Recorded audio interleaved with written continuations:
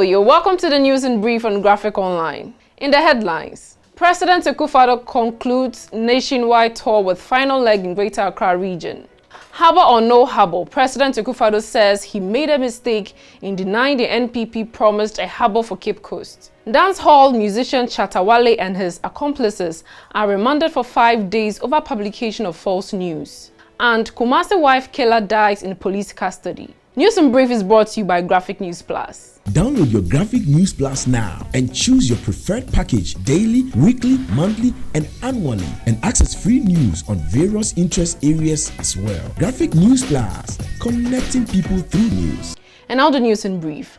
President Akufo-Addo has begun his tour of the Greater Accra region to inspect progress of infrastructural projects, interact with people, and thank Ghanaians for their support.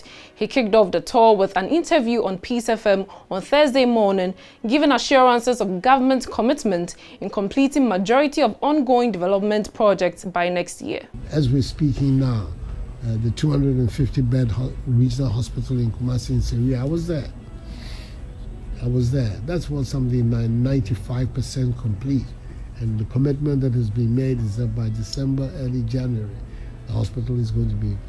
we now have a problem of the supply of the utilities to the hospital, water, the road access, electricity. But the hospital substantially, the civil works for the building of the hospital have now been complete. We have the same phenomenon in Konowo.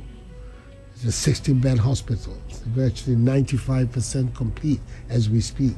And we're looking also for that to be also completed at the end of the month. So when you're looking at all these examples, you wonder how come people have the courage to come forward to deny the reality. President Akufo-Addo also apologized to the people of Cape Coast for denying a promise made by the New Patriotic Party to build a fishing harbour in the central regional capital. President Akufo-Addo on Monday, October 18, denied any such promise was made, but he says his denial was a mistake. Let me just confess it. I made a mistake. You did? Yeah, I made a mistake. In looking at the manifesto, and I tried to do that before I go, I saw one page which talked about a landing site. I didn't go further to see. But in any event, even with the mistake, I think still we have to rethink a lot of things. We can't have a harbour in Elmina. We have a harbour in Elmina, which is being developed right now. Obviously, Takoradi, Elmina. Then we have another one projected for Cape Coast before we go further down the road. I think some rethinking has to go on for us to be able to find what is the value for money arrangements that were, but it was a mistake, and I have to apologize to the people of Cape Coast and the central region for that mistake. But presidents are human. After all, they're not Superman. They make mistakes. Still on the president's radio interview, he called for a dispassionate debate of the anti-LGBTQI+ bill before Parliament, called for tolerance of all views and how critical it was for all to apply the law and await the decision of Parliament. It's in the Parliament. It's a private member's bill. Yeah. We've been fighting for for a long time, the opportunity for private members also to sponsor bills in Parliament. I believe this is the first that is being sponsored under this opening that has been given. The Parliament is looking at it. And let's see how the process develops. So what I would hope for is that the debate itself would be civil, and that we would recognize the need for us to be tolerant and of each other, even when there are opposing views. Dancehall artist Shatta Wale is to spend the next 5 days in police custody, along with 3 others said to be his accomplices in publishing a false news. Shatta has been slapped with 1 count of publication of false news, whilst his 3 accomplices face abetment charges.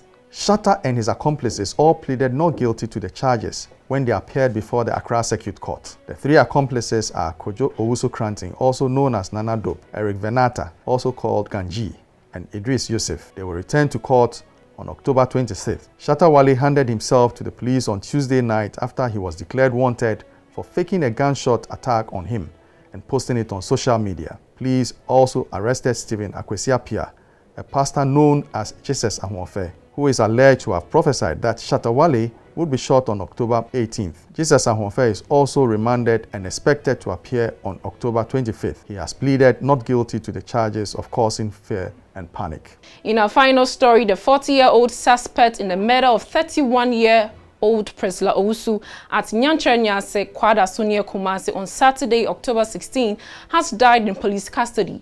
Maxwell Boydi is suspected to have taken in a substance suspected to be poison. Boydi reportedly died on October 20th at the Akuffo-Addo Teaching Hospital while receiving treatment.